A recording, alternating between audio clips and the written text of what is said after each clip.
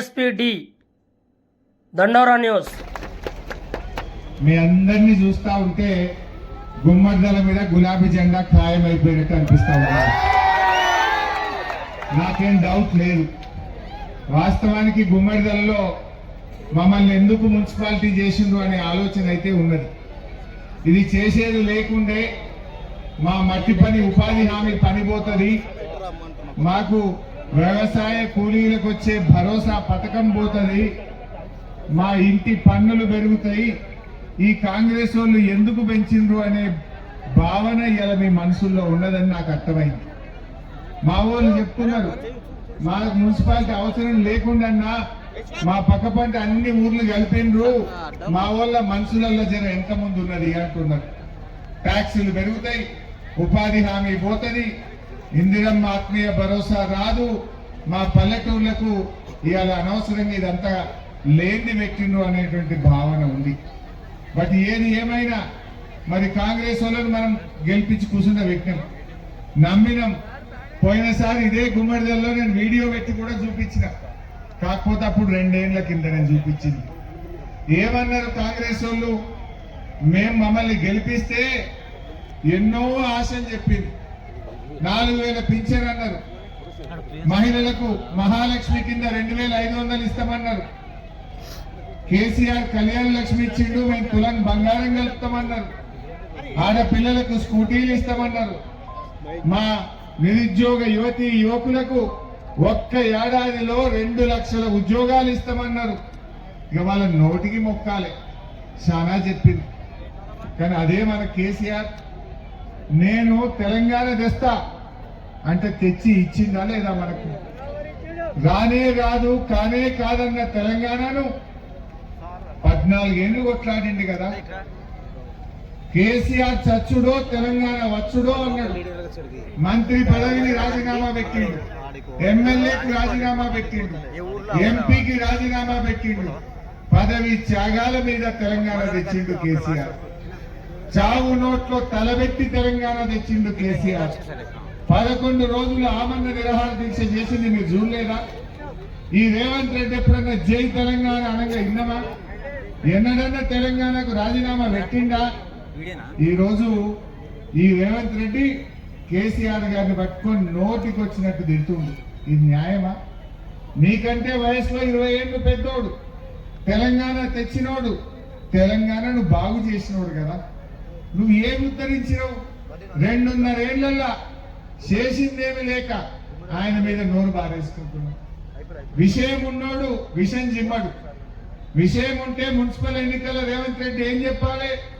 ఇవో నేను మాట ఇచ్చిన రైతు రుణమాఫీ చేసిన అని చెప్పాలి, నేను మాట ఇచ్చిన 15,000 రైతు బంధు ఇచ్చిన అని చెప్పాలి, నేను మాట ఇచ్చిన మహాలక్ష్మి కింద మహిళలకు 2,500 బ్యాంకులు వేసిన అని చెప్పాలి, నేను మాట ఇచ్చిన 4,000 పింఛన్ అవ్వాతాతలకు ఇచ్చిన అని చెప్పాలి. చేసిందేమి లేదు కదా. విషయం లేదు కనుక కేసీఆర్ మీద విషయం జిమ్ముతా ఉన్నాడు, బూతులు మాట్లాడుతున్నాడు. ఇది మంచిదా అమ్మా?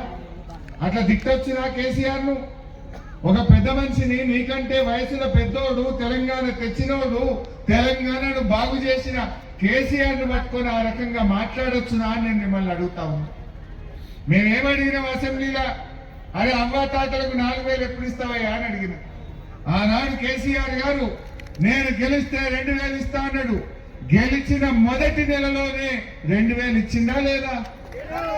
మరి నువ్వు గెలిచి 2.5 ఏళ్ళు అయింది, వచ్చినాయా 4,000? కాదు ఎప్పుడు ఇస్తావా రేవంత్ రెడ్డి అంటే నీ లాగులో తొండలు చొరగొట్ట గిరా మాట్లాడేది, గిరా భాష మాట్లాడేది, నీ పేగులు నీకు మెడలేసుకొని తిరుగుతా అంటాడు, నీ కండ్ల గుడ్లు కూడా వీక్తా అంటాడు, నీకు బేడీలు వేస్తా అంటాడు, నిన్ను జైల్లో పెడతా అని మాట్లాడుతున్నాడు. ఇది పనిమంతుడు మాట్లాడేది, గుణవంతుడు మాట్లాడే మాటనా? నేను ముఖ్యమంత్రిని చేసింది పేగులు మెడలేసుకోనిక, నిన్ను ముఖ్యమంత్రిని చేసింది నువ్వు తొండలెక్కియేనిక. ఇదా ఒక ముఖ్యమంత్రి మాట్లాడే భాష? పిల్లలు ఏం కావాలి? మన పిల్లలు ఏం నేర్చుకోవాలి? మన పిల్లలకు మనం ఏం నేర్పుతున్నామో అని నేను అడుగుతా ఉన్నా. చదువుకునే పిల్లలు ఇట్లాంటి భాష వింటే రేపు రాజకీయాల్లోకి వస్తారా? కేసీఆర్ ముఖ్యమంత్రి ఉంటే తెలంగాణకు పేరు తెచ్చింది. ఇంటింటికి నల్లబెట్టి మంచినీళ్ళు ఇస్తా అంటే భారతదేశమే ముక్కు మీద వేలేసుకునేటట్టు నల్ల నీళ్లు తెచ్చి నీళ్ళ కష్టాలు తీర్చిందా లేదా మా అక్క చెల్లెలు చెప్పాలి. తీర్చిందమ్మా, తీరిస్తే చప్పట్లు కొట్టుడు. మీకు నీళ్ళ బాధ కేసీఆర్ తీర్చిందా లేదా? 2000 పెన్షన్ ఇస్తా అంటే ఇచ్చిందా లేదా? 6000 పెళ్లికి కళ్యాణ లక్ష్మి ఇస్తా అంటే ఇచ్చిందా లేదా? బిడ్డ కాన్పుకు పోతే కేసీఆర్ కిట్ వచ్చిందా లేదా? కరోనా వచ్చినా ఎన్ని కష్టాలు వచ్చినా టైం మీద రైతు బంధు పడ్డదా లేదా? కేసీఆర్ ఉన్నప్పుడు రైతు బీమా వచ్చిందా లేదా? బిడ్డ కాన్పుకు పోతే కేసీఆర్ కిట్ ఇచ్చిందా లేదా? రైతు బీమా 5 లక్షల రూపాయలు అందినాయా లేదా? బతుకమ్మకు చీరలు అందినాయా లేదా? రంజాన్ కు తోఫా ఇచ్చిందా లేదా? మీ పిల్లలకు 6 లక్షల మందికి, మా ముస్లింలకు, ఎస్సీలకు, ఎస్టీలకు, బీసీలకు 1000 గురుకులాలు పెట్టి పిల్లల్ని చదివించిందా లేదా? ఇట్లా చెప్పుకుంటూ పోతే ఎన్నో పనులు చేసిండు కేసీఆర్. మరి 2.5 ఏళ్ళు అయింది రేవంత్ రెడ్డి ఏమైనా చేసిందా? చెల్లె ఏమన్నా చేసిందా? చేసింది ఒక్కటి బస్సు తప్ప అంత తుసే. ఆ బస్సులో కూడా లోపల మంత్రం ఉన్నది, భార్యకు ఫ్రీ, భర్తకు డబుల్ టికెట్. అవునా కాదా? మీ మొగలు నలుగురు టికెట్ పెరిగిందా లేదా? పెరగలే.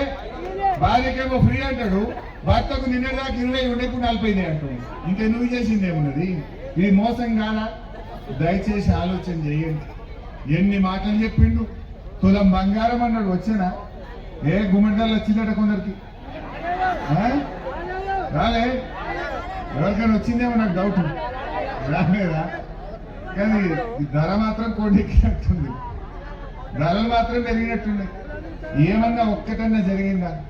కేసీఆర్ ఉండగా గుమ్మడిదల గౌరవం పెంచిండు, గుమ్మడిదల భూముల ధరలు పెరిగినాయి, గుమ్మడిదల మా ప్రజల విలువ పెరిగింది.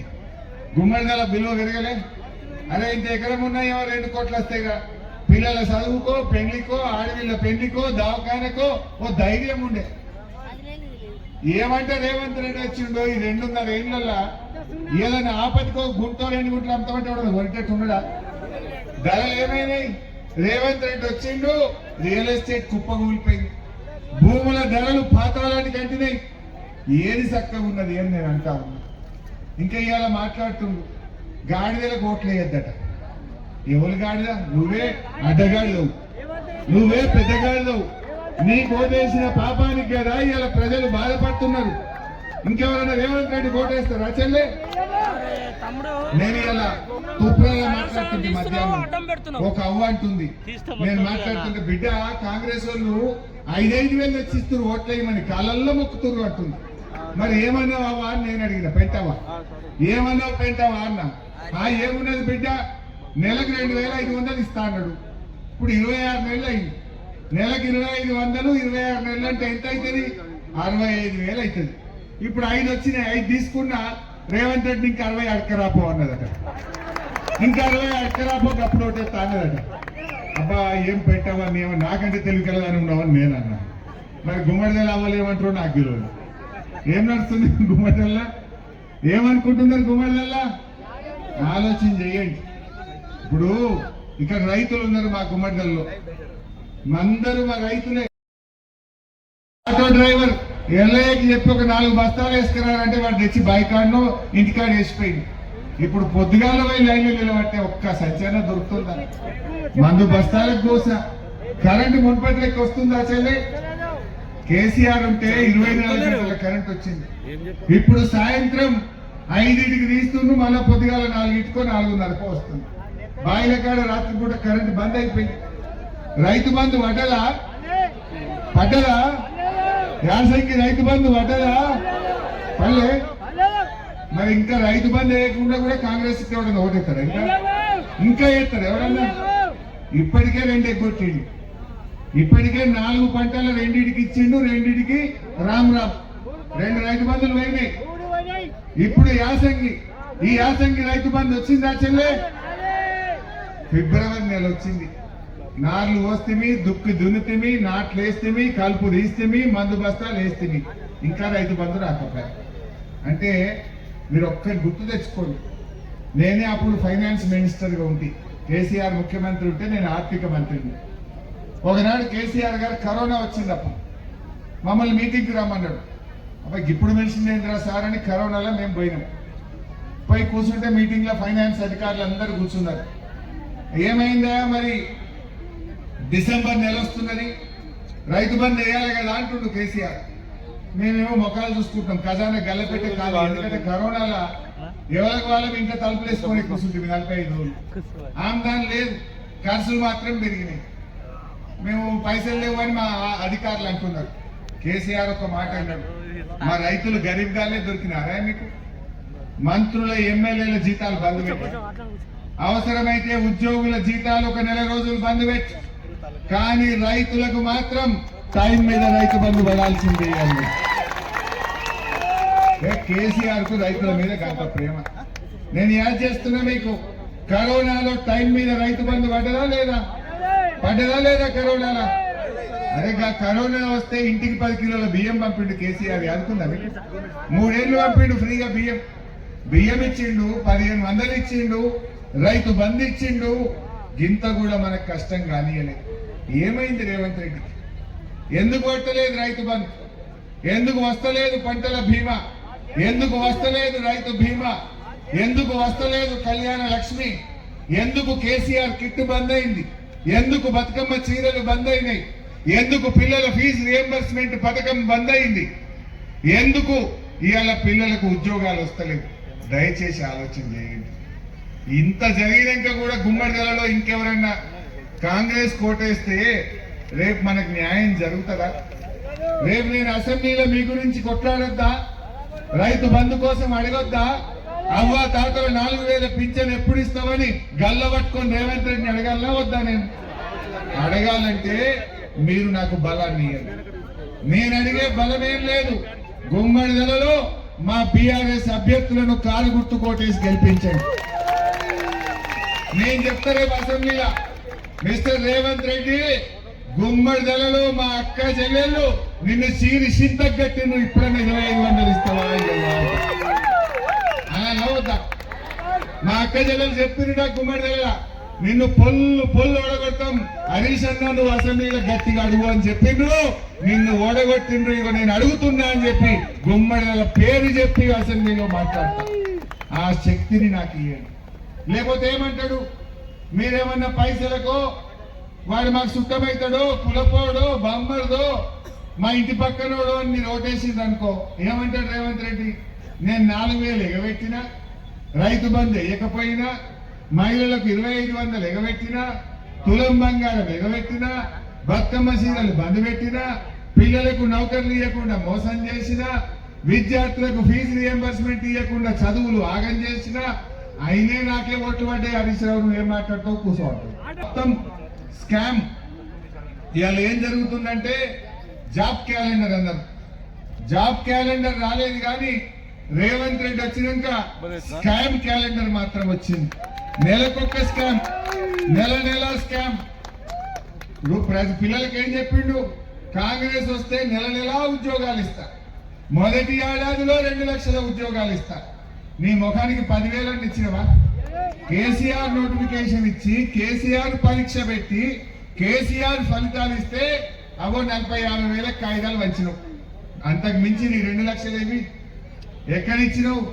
ఇది చూడండి, జనవరిలో సివిల్ సప్లై స్కామ్, ఫిబ్రవరిలో ఎన్టీపీసీ ఫ్లైయార్ స్కామ్, మార్చిలో శాండ్ స్కామ్, అదేవిధంగా ఏప్రిల్లో ఆర్టీసీ స్కామ్, మేలో అమృత్ టెండర్ల స్కామ్, జూన్లో 4th సిటీ స్కామ్, జూలైలో లగచర్ల స్కామ్, ఆగస్టులో పీజీ మెడికల్ స్కామ్, సెప్టెంబర్లో హిల్ టీపీ స్కామ్, ఇండస్ట్రీల భూములు దొబ్బితినుడు, అక్టోబర్లో పవర్ స్కామ్, నవంబర్లో సింగరేణి స్కామ్, డిసెంబర్లో ముఖ్యమంత్రి కేఎల్ఆర్ కంపెనీకి 6,000 కోట్ల టెండర్లు కట్టబెట్టిన స్కామ్. నెలకు స్కామ్లే. తెలంగాణను ముంచుడు, ఢిల్లీలో వాళ్ళకు పన్నులు కట్టుడు. ఇంతకు మించి నడిమిట్ల బీజేపీ మోపైంది. వాళ్ళు కూడా వస్తున్నట, గిర్ర తిరుగుతున్నట. ఒకటే వంగి దండాలు పెడుతున్నట, పువ్వు గుర్తోడు బాగా డై పెడుతున్నట కదా, ఒకటే డై కొట్టున్నట. నీ అలా ఆడ చెప్తున్నారు తూపురాన్లా, అదేందో మెయింది పెట్టడం వచ్చిందట. ఇక మెయింది పువ్వు గుర్తు చేతులలో చేయి చాపమన్నాడు, పువ్వు గుర్తు వేసుడట. అంటే నేను చెప్పిన వాడు మెయింది పెట్టుడేమో కానీ మెడలో ఆయన గుంజుకపోయి ఇక్కడ జాగ్రత్త, మరి ఎవడో ఎప్పుడు చూసుకోవాలని చెప్పిన. ఏమైనా ఉన్నకాడికి గుంజుకో ఇక్క, ఎవరిని పట్టే వాడిని మెయింది పెట్టున్నా ఇంట్లోకి రానియకుంది. వాడు మనూరోడా మందూరోడా ఎవడొస్తుండో జాగ్రత్త అని చెప్పాల్సి వచ్చింది. జాగ్రత్త. నేను ఒక్కటే అంటున్నా,